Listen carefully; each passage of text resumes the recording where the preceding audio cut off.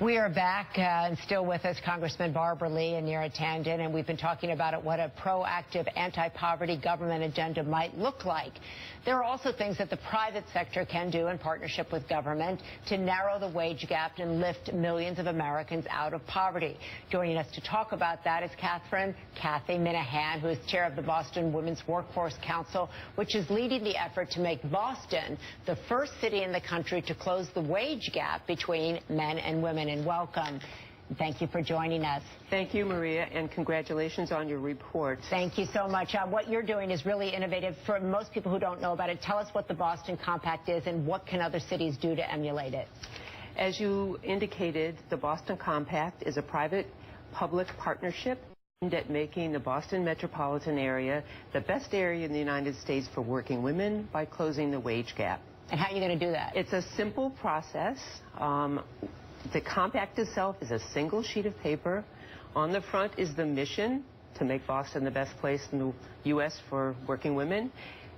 A set of core beliefs, i.e., it makes sense to care about your women employees and to treat them well because they are a predominant share of the workforce. Highly educated people in Boston, young women, highly educated in Boston. The reverse side of the compact is an agreement to do three things. The first thing is recognize if you have a problem. The second thing is use a bunch of research that we've developed. We spent 2 or 3 months, a lot of time and effort pulling together all the research that's out there on what are the things that businesses can do if they see they have an issue of a wage gap nature or of a workforce nature, a whole bunch of 33 different what we call interventions. And then the third agreement is that you will report every couple of years anonymously the data about your workforce. We're trying not to make this a new data reporting requirement. We believe we can build on what companies are already collecting and reporting. We're going to do a baseline report in 2014, and in 2016 we're going to do a report that's going to show we've made progress on the wage gap. What's interesting about this is, and this connects to the to paid family leave, to higher minimum wage, which is that local governments, municipalities have been piloting a lot of different solutions. There's higher minimum wages in a bunch of different cities. There's something like the Boston Compact. There's paid leave in California, which is one of 2 states. And there are ways in which you can try things out at the local level and get metrics for success that are very difficult to do currently in Washington, particularly. And we see this as a major moment in time because businesses have recognized that they're investing in women and the women are not progressing in the way they want them to. So they see this as a win for them to retain their best assets.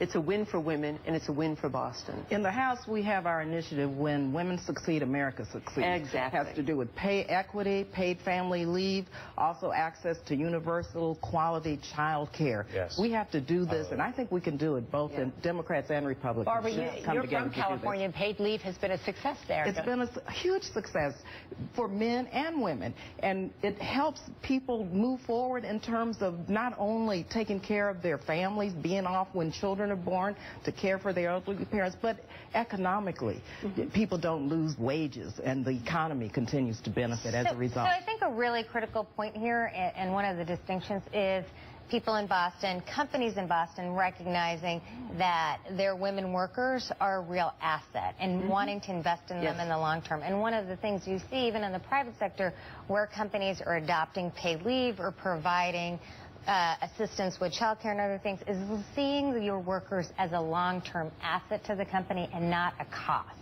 And I think that's the big distinction we have to make over the long term, which is these are people you need to invest in because they're your human capital needs for the future, and they're actually helping you instead of always seeing these things as some kind of trade-offs on the bottom line. And I think as we do that, you'll see greater action by the private sector, but hopefully we'll see greater action by the private sector to support paid leave as a legislative item, child care as a legislative item, to level the playing field for all workers. And let me say, one of the things that hangs over this entire conversation in this context, of course, is what Nancy was talking about, which is the fact that we have a very slack labor market. We've had very long unemployment for a very long period of time, and the relative power between people seeking jobs and people doing the hiring is quite out of skew in that environment because there is a surplus of labor. The best labor force participants we have are women.